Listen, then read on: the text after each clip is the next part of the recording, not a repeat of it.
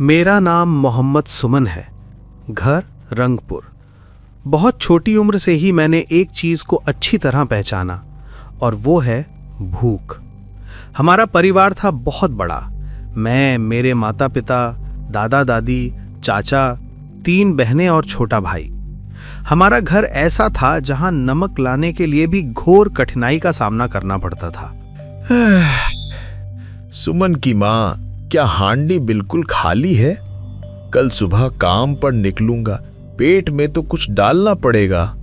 हांडी में जो कुछ था सब तो आप लोगों को दे दिया। मैं तो पानी पीकर ही सो जाऊंगी। शर्मिंदा चेहरे से, जमीन जायदाद जो थी सब तो लड़कियों की शादी में ही खत्म हो गया। अब सहारा कहने लायक मेरे पास बस ये शरीर और 2 रिक्शा वैन है। शरीर भी अब पहले जैसा नहीं चलता। पिता और चाचा मिलकर किसी तरह घर परिवार चलाते थे, लेकिन इतने लोगों का पेट, सुबह खा लेते तो दोपहर में जूटा नहीं, दोपहर में खाते तो रात को बिना खाए ही सो जाना पड़ता था। पेट की भूख और गरीबी की बेइज्जती में ही मेरा बचपन बीत गया। बाबा, अब आपसे नहीं होगा। धूप में आपका शरीर झुलस जा रहा है। आज से मैं ही वैन चलाऊंगा। तू तो अभी छोटा है, तेरी पढ़ाई का क्या होगा? अल्लाह ने शायद हमारे नसीब में यही लिखा था। पढ़ाई से पेट नहीं भरता बाबा। जमीन जायदाद सब खत्म हो गया। बहनों की शादी कराने में सब बेच देना पड़ा। अब यही वैन हमारा सहारा है। एक वैन किराए पर दे दो और दूसरी मैं और काका मिलकर चलाएंगे। वैन लेकर सड़क पर निकल पड़ा, लेकिन मेरे सीने के अंदर उस समय आग धधक रही थी। एक अजीब तरह का गुस्सा पैदा हो गया था। किस पर जानते हैं? अल्लाह पर। अल्लाह, तूने इंसान तो बनाया, ठीक है, लेकिन गरीब क्यों बनाया? इतना दुख क्यों दिया? मैं अपने दोस्तों को देखता, अच्छे कपड़े पहनते, अच्छा खाते, और हमारा परिवार, गांव का सबसे बदहाल परिवार। इसी तरह दुख कष्ट में दिन कट रहे थे। लेकिन गांव में रहते थे, इसलिए अमीर लोगों की नजर में गरीब लोगों का अस्तित्व ही मानो सहन नहीं हो पाता। कुर्बानी का ईद आते ही मेरे मन में और भी पीड़ा जागती। मैं अल्लाह से कहता, अल्लाह तुमने ये ईद क्यों दी? मैंने कुर्बानी के ईद को अपने हिसाब से एक नाम दिया था, गरीब की बेइज्जती का ईद। जिसे लोग कुर्बानी का ईद कहते, मैं उसी को गरीब की बेइज्जती का ईद कहता था। ईद के समय हमारे इलाके में सबसे बड़ा काम था मांस बांटना। हमारे घर से लोगों को जाकर काम करना पड़ता था, फिर वे जितना चाहें उतना ही मांस देते। ये ईद मुझे बहुत अपमानित महसूस कराती। रमज़ान के ईद में कम से कम 2 पैकेट सिवैया खरीद लाओ तो ईद कट जाती, लेकिन कुर्बानी का ईद आते ही हम बहुत शर्मिंदा हो जाते। लोगों के दिए हुए सदका फितरा के पैसों पर जीना, ये सब मन को बहुत बुरा लगता। इसी तरह दिन बीतते बीतते हमारे इलाके में सुल्ताना नाम की एक लड़की थी। वो तब तरबूज के खेत में काम करती थी, यानी तरबूज की खेती करती थी। उसके पिता का निधन हो चुका था, माँ थी। परिवार हमारे ही जैसा गरीब था, लेकिन उनके पास थोड़ी जमीन थी। खास तौर पर जिस जमीन पर तरबूज की खेती होती थी, पूरी जमीन उनकी ही थी। तरबूज की खेती करते तो उन्हें बेचने भी पड़ते, लेकिन उनके घर में कोई मर्द नहीं था, इसलिए सुल्ताना हमेशा मुझे ही बुलाती। हालांकि उसकी शादी हो चुकी थी, लेकिन पति से निभ नहीं पाई। पति अच्छा इंसान नहीं था, इसी कारण उसने पति को छोड़कर मायके लौटाने का फैसला किया और वहीं खेतीबाड़ी का काम करती रही। वो खेत में ही काम करती, दिखने में बहुत सुंदर नहीं थी। त्वचा का रंग बिल्कुल काला था। शायद इसी वजह से उसका पति उसे स्वीकार नहीं कर पाया, या झगड़ों की वजह से शादी टूट गई। इसी तरह वो तरबूज उगाती रहती। तरबूज बड़े होकर रसदार हो जाते। वे तरबूज मुझे देती ताकि मैं उन्हें बाजार ले जाकर बेच दूं। मैं अपने वैन गाड़ी से तरबूज बाजार ले जाता। अल्हम्दुलिल्लाह अच्छे दाम में बिकते। एक एक तरबूज बढ़िया पैसे में बिकता। इस तरह मैं सारे तरबूज बेचकर पैसे उसे दे देता। तरबूज बेचते बेचते उसके पास अच्छा खासा पैसा इकट्ठा हो गया था। फिर मैंने उससे कहा, तेरे पास तो अब बहुत पैसे हो गए हैं, एक काम कर, इन पैसों से शादी कर ले, अब तो पैसे भी हैं। सुल्ताना ने कहा, मुझे कौन शादी करेगा? अगर कोई शादी भी करे तो सिर्फ तरबूज बेचने के पैसे ही नहीं, जरूरत पड़े तो पूरा तरबूज का खेत ही दे दूंगी। ये बात सुनकर मेरे मन में अजीब सा ख्याल आया। लगा कि अगर वो मुझसे शादी करे तो शायद वो जमीन भी मुझे दे देगी, और वो जमीन मिली तो मैं उसे बेचकर विदेश जा सकता हूँ। ये सोचते ही मेरे मन में ख्याल आया, अगर किसी तरह सुल्ताना से शादी हो जाए तो जमीन बेचकर विदेश जा सकूंगा। यानी अचानक ऐसा विचार आ गया, क्योंकि तब हमारे इलाके के बहुत लोग विदेश में रहते थे। विदेश में हो तो तरह तरह से पैसा आता, घर बनाना, महंगे कपड़े पहनना, हर चीज में एक अलग रुतबा दिखता। मेरे लिए विदेश का मतलब था पैसों का पहाड़। तभी मैंने सोचा, अगर किसी तरह उससे रिश्ता बनाया जा सके तो उसकी जमीन बेचकर विदेश चला जाऊंगा। इसी सोच से मैंने उससे प्यार करने का मौका ढूंढना शुरू किया। सोचा सीधे शादी का प्रस्ताव दूंगा तो शक करेगी, अचानक शादी क्यों करना चाहता हूं। हम कभी कभी खेत में बैठते, खजूर के पेड़ के नीचे, बरगद के नीचे बातें होती। वो खेत में काम करती, तरबूज तोड़ती, फसल लगाती। मेरे पास भी थोड़ी जमीन थी, उसका भी ध्यान रखता, फिर उसके खेत में जाकर भी हाथ बटाता। इसी तरह हमारी बातें बढ़ने लगी। मैं उसे कहने लगा, तू शादी कर ले, किसी न किसी से तो करनी पड़ेगी। वो हंस के बोली, मैं तो काली हूं, मुझे कौन शादी करेगा। मैंने कहा, तू काली हो सकती है, लेकिन तेरे चेहरे में बहुत माया है। ये लोग समझे या ना समझे, लेकिन मैं समझता हूं। वो बोली, जिसकी नजर में जो अच्छा लगे वही तो सुंदर होता है। मैंने कहा, तो तू तो मेरी नजर में अच्छी लगती है, और अगर लगती है तो तू मुझे शादी कर ले। वह हैरान होकर बोली, ये कैसी बात कर रहा है, तू मुझे शादी करेगा। मैंने कहा, हाँ करूंगा, अगर तू चाहे तो मैं तुझसे शादी कर सकता हूँ। वो बोली, नहीं ये मुमकिन नहीं, मेरी एक बार शादी हो चुकी है और मैं देखने सुनने में भी इतनी खास नहीं, मुझे कौन शादी करेगा। मैंने दृढ़ होकर कहा, नहीं मैं सच कह रहा हूँ, तू चाहे तो मैं तुझसे शादी कर सकता हूँ, तू इजाजत दे तो मैं अपने अब्बा से बात करूं। तब वो थोड़ा पिघली, सच में तू मुझसे शादी करेगा ना। मैंने कहा, हाँ सच में करूंगा। वो बोली, तो अपने माँ बाप से बात कर। मैंने माँ बाप से बात की, लेकिन कोई भी राजी नहीं हुआ, ना अब्बा ना अम्मा। अम्मा थोड़ी अलग स्वभाव की थीं। मैंने उन्हें समझाते हुए कहा, अम्मा देखो, उसके पास बहुत जमीन है, अगर वो जमीन मिल जाए तो बेचकर मैं विदेश जा सकता हूँ, विदेश जाकर बहुत पैसे कमा सकता हूँ। मैंने बस इतना ही बताया, बाकी बात नहीं बताई। असल में मेरा असली मकसद था विदेश जाकर पैसे कमाना और फिर बाद में उसे छोड़ देना। जरूरत पड़े तो वापस आकर दूसरी शादी भी कर सकता था। मैंने तब अपने अब्बा अम्मा को बात बताई। बाद में अब्बा राजी हो गए और अम्मा भी उस लालच में आकर मान गईं। फिर उसकी माँ से बात की गई और उसकी माँ तो जैसे खुशी से आसमान पर चढ़ गई। वो बोली, मेरी बेटी ना देखने में सुंदर बल्कि बिल्कुल बदसूरत, एक शादी हुई पति छोड़ गया, अब ये लड़का मेरी बेटी से शादी करना चाहता है, ये तो बहुत अच्छा हुआ। फिर दोनों परिवारों की खुशी खुशी बड़े धूमधाम से मेरी और सुल्ताना की शादी हो गई। शादी के बाद मैं सुल्ताना को घर लेकर आया। घर आने के बाद भी सुल्ताना पहले की तरह ही खेत में काम करने जाने लगी। जैसे पहले करती थी वैसे ही रोज खेत में उतर पड़ती। 1 दिन, 2 दिन, 3 दिन, लगभग हर समय खेत में काम। एक दिन मैंने उससे कहा, सुल्ताना, मैंने तुम्हें बीवी बनाकर घर में लाया है। तुम मेरी शादीशुदा पत्नी हो और बीवी होकर तुम हर वक्त खेत खलिहान में काम करती रहो, ये मुझे अच्छा नहीं लगता। या तो मेरे साथ घर गृहस्थी संभालो या फिर घर छोड़कर खेत में काम करो। तुम्हें इन 2 रास्तों में से एक चुनना होगा। ये सुनकर वो हैरान होकर बोली, ये कैसी बात? मैंने कहा, हाँ मैंने सही कहा। वो बोली, मैं तो खेत में काम कर सकती हूँ, हम दोनों कमाएंगे तो घर भी अच्छा चलेगा, आगे बढ़ेगा, इसमें दिक्कत क्या है? मैंने कहा, घर आगे बढ़ेगा या नहीं वो अलग बात है, लेकिन ये ऐसे नहीं चलेगा। अगर तुम काम करोगी तो मैं ही नहीं करूंगा, बैठा रहूंगा, या फिर मैं खेत में काम करूं और तुम बाहर रहो, इसका कोई मतलब नहीं। इस तरह बातें करके जब मैंने उस पर दबाव डाला तब उसने कहा, अच्छा ठीक है, अगर तुम नहीं चाहते कि मैं खेत में काम करूं तो नहीं करूंगी। इसके बाद वो खेत नहीं जाती, ना खेत का कोई काम करती। तब मैं अकेले ही खेत में काम करता था और मेरा असली लक्ष्य था उसकी जमीन। उस जमीन पर मैं खेती करता, लेकिन ठीक से कीटनाशक नहीं डालता, सफाई नहीं करता, जानबूझकर लापरवाही करता। फिर उसे समझाता, देखो ये जमीन अच्छी फसल नहीं देती। कुछ दिन बाद जब 2-1 मौसम की खेती कर ली तो मैंने उससे कहा, सुल्ताना, तुम्हारी जमीन में अच्छी खेती नहीं होती, इसे किसी के साथ बदल कर दे दो। वो बोली, किसके साथ बदलूं? और जब फसल ही ठीक नहीं होती तो कोई क्यों लेगा? मैंने कहा, सुनो, बात ध्यान से सुनना, गुस्सा मत होना। अगर सही लगे तो करना, नहीं लगे तो मत करना। तुम्हारी जमीन तो बहुत अच्छी है, हमारे इलाके के बहुत लोग विदेश जाते हैं, जाकर खूब पैसा कमाते हैं, इमारत बनाते हैं, बीवी के साथ सुख से रहते हैं। कुछ तो बीवी को भी विदेश ले जाते हैं। मेरे अब्बा के पास कोई संपत्ति नहीं। असल में ये संपत्ति तो तुम्हारी ही है। जिस जमीन में तुम तरबूज की खेती करती थीं, वो बहुत बड़ी जमीन है। हम चाहें तो इसे पदार के हाथ बेच सकते हैं। जमीन बेचकर जो पैसे मिलेंगे उनसे मैं विदेश चला जाऊंगा।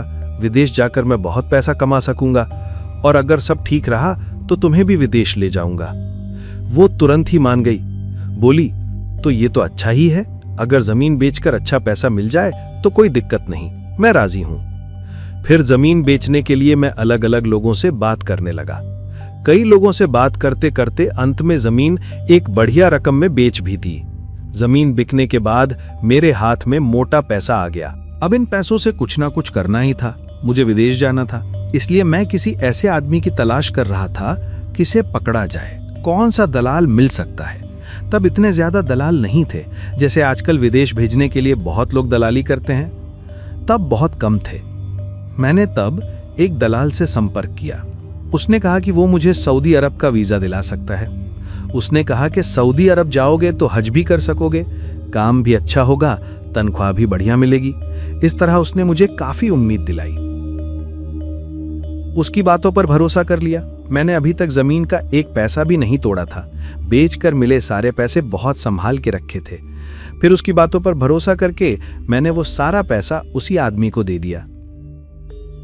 मतलब वीजा के नाम पर पैसा देने के बाद भी वीजा हो नहीं रहा था, बार बार टल रहा था। कई दिन घूमना, दौड़ धूप, लेकिन किसी तरह भी वीजा का काम आगे नहीं बढ़ रहा था। फिर मैंने हमारे इलाके के चेयरमैन और मेंबर को पकड़ा। बोला, मैंने फला आदमी को पैसे दिए विदेश जाने के लिए। उसने कहा था ज्यादा टाइम नहीं लगेगा, पर अब ना विदेश हो रहा है ना वीजा, बस मुझे घुमा रहा है। मैं चूंकि गांव का गरीब आदमी था, इसलिए गांव वालों के मन में मेरे लिए एक तरह की ममता थी। उसी ममता की वजह से सब मेरे पक्ष में खड़े हो गए। सभी लोग जाकर उस आदमी को पकड़ने लगे। तूने पैसे ले लिए तो अब इसे विदेश क्यों नहीं भेज रहा? मेरे पक्ष में लोग खड़े होने पर मामला उस आदमी के लिए मुश्किल में पड़ गया। सभी ने उसे समझाया कि गरीब आदमी के साथ ऐसा जुल्म मत कर। आखिरकार वो मजबूर होकर मेरे सारे कागज कानून ठीक कर दिया। बहुत कम समय में मेरा वीजा लग गया। वीजा लगने के बाद अल्हम्दुलिल्लाह मैंने अपनी बीवी से विदा ली, माँ बाप और गांव के लोगों से भी विदा लेकर दूर पवित्र मुल्क सऊदी अरब के लिए रवाना हो गया। खैर, अल्हम्दुलिल्लाह आखिरकार मैं सऊदी अरब पहुंच गया। वहां पहुंचने के बाद मुझे वही काम मिला जिसका वादा किया गया था। काम भी बहुत अच्छा था। एक बड़े घर के अंदर बहुत विशाल गार्डन में काम करता था मैं। गार्डन साफ करना, बाग बंगले की सफाई, ऐसे ही काम। मालिक मुझे बहुत प्यार करते थे। वो जो कहते मैं वही करता। क्योंकि मैं पहले से खेत खलियान में मेहनत करने का आदी था, इसलिए मेरी ताकत और काम करने की क्षमता बहुत अच्छी थी। इस वजह से मैं हर काम ठीक से कर लेता था। मालिक के साथ भी मेरा रिश्ता बहुत अच्छा हो गया। वहां मेरे साथ और भी कई बांग्लादेशी और पाकिस्तानी लोग काम करते थे, लेकिन सबको अलग अलग जगहों पर रखा जाता था। मालिक के घर के अंदर रहने की अनुमति किसी को नहीं थी, सिर्फ मुझे दी गई थी। उन्होंने कहा कि तू यहीं रहेगा। मैं अकेला कर्मचारी था जिसे मालिक ने अपने घर के अंदर रहने दिया था। वहीं रहता था, वही काम करता था। गार्डन साफ करना, बाग बगानी साफ करना, दिन ऐसे ही गुजरते। बीच बीच में बीवी से फोन पर बात भी कर लेता था। मेरी पत्नी ज्यादा सुंदर नहीं थी, ये सच है। विदेश जाने से पहले मेरे मन में एक बात आती रहती थी, विदेश जाकर अगर पैसे धन हो गया तो मैं उसे छोड़ दूंगा। ऐसा प्लान भी बना रखा था। लेकिन सऊदी अरब जाने के बाद न जाने क्यों मेरा दिल बहुत नर्म हो गया, एकदम छोटे बच्चे की तरह। तब लगा नहीं, मैं उसे नहीं छोड़ूंगा, उसी के साथ मेरा घर परिवार चलेगा। उस समय सुल्ताना की बहुत याद आती, उसे बहुत सोचता था। इस तरह मैं वहां लगभग 8 महीने उस सऊदी मालिक के घर में काम करता रहा। 8 महीने बाद अचानक एक दिन वो एक बंगाली लड़की को लेकर आए। लड़की का घर कुमिल्ला में था। उसे कामवाली के तौर पर रखा गया। उम्र भले ही मध्यम हो, लेकिन देखने में कुछ कुछ बच्चे जैसी लगती थी। बहुत नाजुक मासूम चेहरा और काफी गोरी। मालिक मुझे बहुत भरोसा करते थे, इसलिए बोले, सुमन देखो, ये लड़की बांग्लादेश से आई है, इसे सारे काम समझा दो। अब से ये तुम्हें अलग अलग कामों में मदद करेगी, बाग में भी काम करेगी और घर में भी। घर में 2 फिलीपीनी लड़कियां थीं जो सफाई और खाना बनाती थीं। फिर भी बाथरूम साफ करना या कुछ और कामों के लिए इस लड़की को रखा गया। अंदर का काम और बाग का काम दोनों ही करेगी। उसे रखने के बाद मैंने उससे बात की, उसे सारे काम समझाए, कैसे क्या करना होता है। लड़की ने बहुत अच्छी तरह काम सीख लिया। इस तरह में 1 महीना 2 महीना बीतते बीतते एक दिन उसकी जिंदगी की कहानी सुनने को मिली। वो बहुत गरीब निम्न वर्गीय परिवार की लड़की थी। उसके सगे चाचा ने ही उसे जबरदस्ती उसके चचेरे भाई के साथ शादी करवा दी, जायदाद के लालच में, और जो थोड़ी बहुत संपत्ति थी वो भी चाचा ने ले ली। उसकी कहानी सुनकर किसी की भी आंखों में आंसू आ जाएं, उसके प्रति मेरे मन में दया और लगाव पैदा होने लगा। बाहर जाता तो उसके लिए खाने पीने की चीजें और अलग अलग सामान लाकर देता। कभी कभी उसे लेकर बाहर घूमने भी जाता। कुल मिलाकर हमारे बीच बहुत अच्छा रिश्ता बन गया। इस रिश्ते के कारण वो मेरे बहुत करीब आ गई और मैं भी उसके करीब चला गया। लड़की देखने में मेरी अपनी पत्नी से भी ज्यादा सुंदर थी। बांग्लादेश में मेरी पत्नी सुल्ताना भी ठीक ठाक सुंदर थी, लेकिन इस लड़की में एक अलग ही तरह की खूबसूरती थी। धीरे धीरे मेरे मन में आने लगा, मैंने सुल्ताना से शादी तो की है, लेकिन एक पति के रूप में जो पाने की उम्मीद थी वो मैं उससे कभी नहीं पा सका। लड़की बेहद खूबसूरत थी, चेहरे में मासूमियत भरी हुई। वो बहुत छोटी कद की थी, फिर भी उसके सौंदर्य में एक अलग ही आकर्षण था। धीरे धीरे मेरे मन में ख्याल आने लगा, अगर उसके साथ कोई रिश्ता बन जाए तो कैसा होगा, इस रिश्ते की खुशी या एहसास कैसा होगा, ये जानने की इच्छा होने लगी। लड़की की तरफ से भी उसी तरह का झुकाव पैदा होने लगा। ज्यादा दिन कोशिश भी नहीं करनी पड़ी, क्योंकि हम दोनों हमेशा साथ ही रहते, कभी गार्डन में काम, कभी घर के अंदर। इस वजह से काफी नजदीकी बन गई। एक दिन अचानक वही लड़की मुझसे कहती है, आपकी तो बीवी यहाँ नहीं है, मेरा भी पति यहाँ नहीं है, चाहे तो आप मेरे रूम में आ सकते हैं। पूरे दिन काम के बाद अगर शरीर दर्द हो तो मैं आपके शरीर की मसाज कर दूंगी। उसकी बात से मैं समझ गया वो असल में क्या चाह रही है, और मैं खुद भी तो वही चीज चाहता था। 2 दिन बाद मैंने कहा, ठीक है, आज रात 10 बजे के बाद तुम्हारे रूम में आऊंगा, दरवाजा खुला रखना। वो बोली, अच्छा आइए। रात 10 बजे के बाद मैं उसके कमरे में गया। वो मेरे शरीर की मसाज करने लगी। उसी दौरान हमारे बीच शारीरिक संबंध हो गया। फिर हर 2-3 दिन पर यही होता रहा। मैं उसके प्रति बहुत ज्यादा आसक्त होने लगा, लेकिन तब भी मेरी पत्नी सुल्ताना, जो बांग्लादेश में थी, उसे छोड़ देने का कोई पक्का इरादा नहीं था। बोलता था कि छोड़ दूंगा, पर मन में छोड़ने का इरादा नहीं था, क्योंकि नई लड़की के साथ समय बिताना बहुत अच्छा लगता था। इस तरह लगभग 1.5 साल मैं मालिक के घर में रहा। अच्छा खासा पैसा भी कमा रहा था, लेकिन लगभग सारा पैसा उसी लड़की पर खर्च हो जाता, उस काम वाली लड़की पर। सुल्ताना को बहुत कम पैसे भेजता। 1.5 साल बाद एक दिन अचानक मालिक की बहन घूमने आई। वो मध्यम उम्र की महिला थी। किसी वजह से रात के समय उन्होंने उस काम वाली लड़की को बुलाया। लड़की को बुलाने पर वो बहुत देर से आई, दरवाजा खोलने में भी देर हो गई। क्यों देर हुई पता नहीं, पर लगता था कि मालिक की बहन शायद पहले से ही कुछ शक कर रही थी। उन्होंने लड़की से पूछा, तुझे आने में इतनी देर क्यों हुई? लड़की ठीक से कुछ बोल नहीं पाई। तभी मालिक की बहन अचानक अंदर आ गई। अंदर आकर देखती हैं मैं चादर ओढ़कर बैठा हूं। मुझे देखकर वो बिना कुछ कहे बाहर चली गई। उन्होंने मालिक को क्या कहा ये मुझे नहीं पता, लेकिन उस रात डर के मारे मेरी नींद ही उड़ गई। लग रहा था सुबह क्या होगा अल्लाह ही जानता है। अगर मालिक की बहन सब कुछ बता दें तो मालिक मुझे बिल्कुल नहीं छोड़ेंगे। डर और चिंता में पूरी रात कट गई। सुबह करीब 8 बजे मालिक ने मुझे बुलाया। बोले, सुमन इधर आओ। फिर पूछा, तुम्हारे बांग्लादेश में कौन कौन है? मैंने कहा, माँ है, बाप है, सब सच बताया। फिर उन्होंने पूछा, तुम गरीब तो नहीं हो? मैंने कहा, नहीं गरीब नहीं, मेरा परिवार ठीक है, मैं महीने में 20-30 हज़ार घर भेजता हूं। इसके बाद मालिक बोले, चलो तुम्हें एक जगह लेकर चलता हूं। वो मुझे लेकर सीधे एयरपोर्ट पहुंच गए। कैसे टिकट कटाया, क्या किया, कुछ पता नहीं चला। एयरपोर्ट जाकर बोले, तुम बांग्लादेश वापस जाओ। मैं हैरान होकर बोला, क्यों? मालिक बोले, मैं तुम्हें जेल में नहीं डालना चाहता, तुम मेरे देश में आए हो, मेरे देश के मेहमान हो, लेकिन मेरी बहन ने जो कल रात देखा उसके बाद तुम्हें मेरे घर रखना असंभव है। मेरी बहन हर साल हज करती है, उम्रा करती है, बहुत पर्देदार औरत है। उसके सामने इस तरह पकड़े जाने के बाद तुम्हें रखना संभव नहीं, इसलिए तुम चले जाओ। और इसी तरह उन्होंने मुझे सऊदी अरब से विदा कर दिया, टिकट बनवाकर बांग्लादेश भेज दिया। वापस आते समय मेरे पास लगभग कोई पैसा नहीं था, लगभग खाली हाथ ही लौटना पड़ा। घर आकर 2-3 महीने किसी तरह ठीक चला, लेकिन उसके बाद पैसे की भारी कमी पड़ने लगी।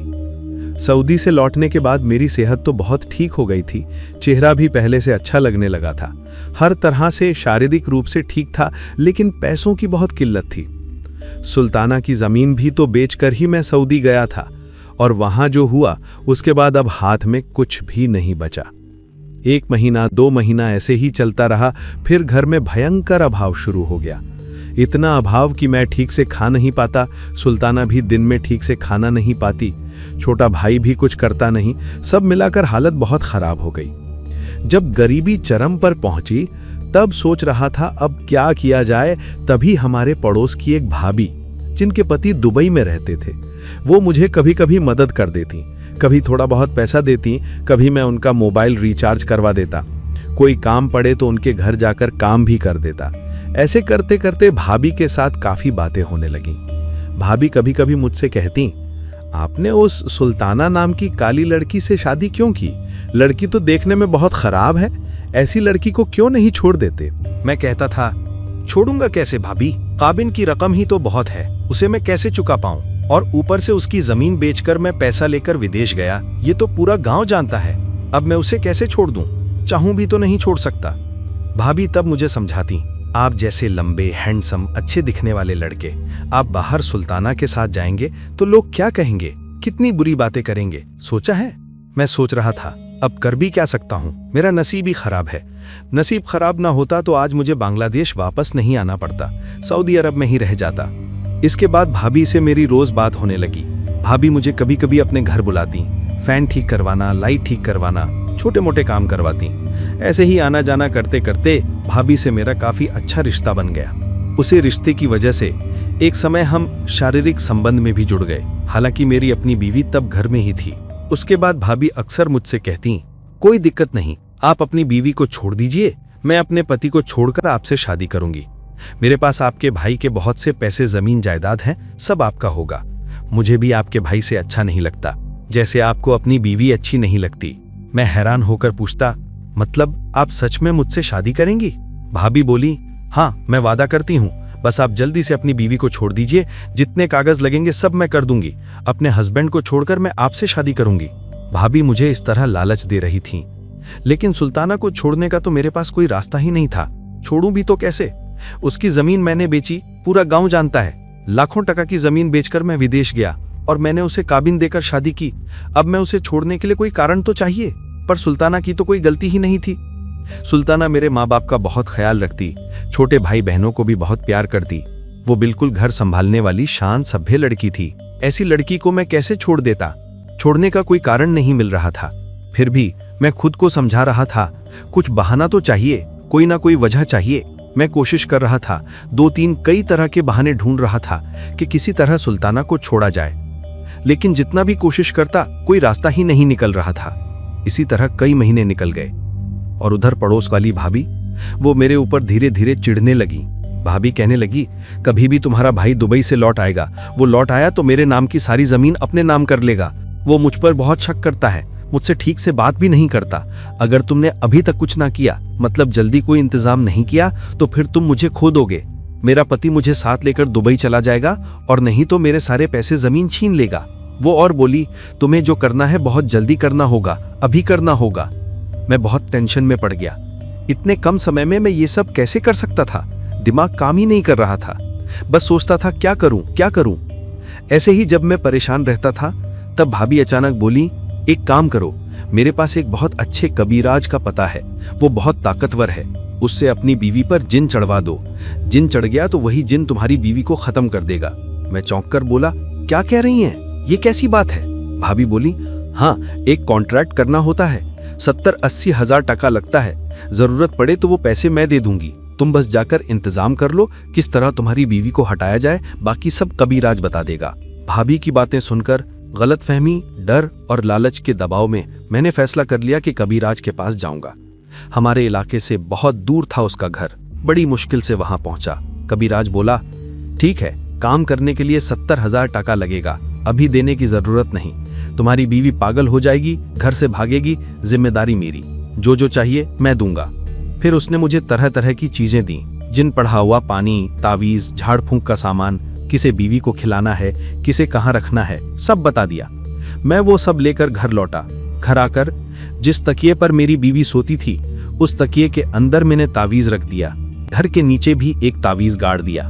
मैंने उसे कबीराज का दिया हुआ पानी पढ़ा, तावीज, सब कुछ खिलाना शुरू कर दिया। ज्यादा दिन नहीं लगे, 20-25 दिनों में ही उसका व्यवहार बिल्कुल बदल गया।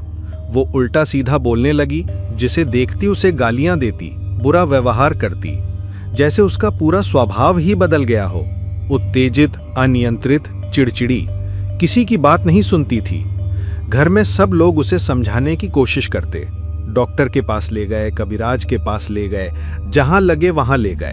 मैं भी उसे लेकर घूमता था, लेकिन अंदर से मैं जानता था इस हालत का असली कारण मैं ही हूं। मैंने ही सब किया है। 1-1.5 महीने में वो पूरी तरह पागल हो गई और एक दिन उसी पागल हालत में बस स्टैंड के पास सड़क पर जाकर एक बस के नीचे आकर मर गई। दुर्घटना बताई गई, लेकिन मैं जानता था कि असली वजह क्या थी। दफन कफन के बाद मेरे तो खुश होने की बात थी, मेरी योजना पूरी हो गई, लेकिन अजीब तरह से मैं खुश नहीं हो पाया। उसकी मौत ने मुझे अंदर से हिला दिया। उसी रात मैंने एक भयानक सपना देखा। सपने में लगा मुझे एक बहुत बड़े राज दरबार में लाया गया है। चारों तरफ बड़े बड़े लोग बैठे हैं, बीच में जैसे राजा बैठा है। उन्होंने मुझसे पूछा, तूने अपनी बीवी को मार डाला है, इस दुनिया में तेरे खिलाफ कोई सबूत नहीं, इसलिए यहां तेरी सजा नहीं होगी, लेकिन हमारे दरबार में तेरी सजा तय होगी। बता, तुझे क्या सजा मिलनी चाहिए? मैं रोने लगा।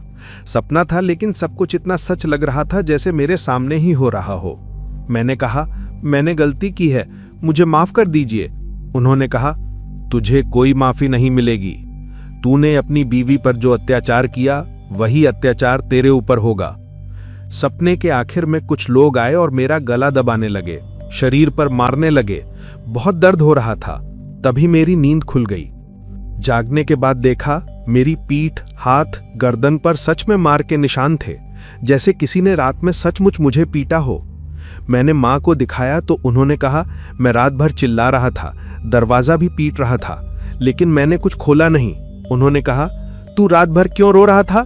क्या तू अपनी बीवी को बहुत याद कर रहा है? सुल्ताना की याद में ऐसा कर रहा है? मैं चुप रहा, लेकिन उस दिन से शरीर में भयानक दर्द शुरू हो गया। मैंने ये सब पड़ोस वाली भाभी को बताया। भाभी बोली, आपकी बीवी मर गई है, आप टेंशन में हैं, ऐसे सपने आ जाते हैं, सब ठीक हो जाएगा। लेकिन कुछ भी ठीक नहीं हुआ। अगली रात फिर वही दरबार। मैं फिर उसी राज दरबार में पहुंचा। वही राजा, वही माहौल। उन्होंने कहा, तूने अपनी बीवी पर जादू जिन चलाने का काम किया था, इसलिए तेरे ऊपर भी एक मर्द जिन छोड़ा जाएगा।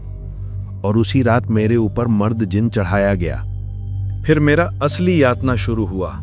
जब भी मैं खाने बैठता, मेरे खाने में अचानक मिट्टी निकलने लगती। सबके सामने खाने में मिट्टी।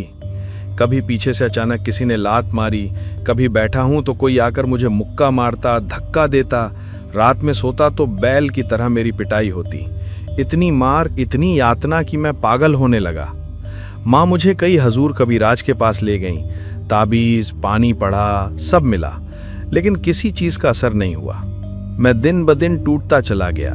मैं ठीक से खा नहीं पाता था, सो नहीं पाता था, सड़क पर पागलों की तरह घूमता। शरीर से इतनी भयानक बदबू निकलती कि कोई पास खड़ा नहीं रह पाता था। उल्टी कर देता था। मुझे खुद समझ नहीं आता ये बदबू कहाँ से आ रही है। एक दिन तो मैं नंगा होकर घर से बाहर निकल गया। माँ बोली, अरे लुंगी क्यों नहीं पहनी? मैं नीचे देखा, सच में लुंगी नहीं थी। मैं बिना कपड़ों के ही निकल गया था। मेरी हालत इतनी खराब हो गई कि कोई मेरे साथ चल भी नहीं सकता था। और जैसे ही मैं उस भाभी से बात करने जाता, उस रात मेरी पिटाई और भी ज्यादा होती। अगर बात ना करता तो मार कम होती, बात करता तो ज्यादा मार पड़ती। इसलिए मैं उसके सामने जाना ही बंद कर दिया। कुछ महीने बाद मैं पूरी तरह उन्माद की हालत में लोगों से अजीब अजीब बातें कहने लगा।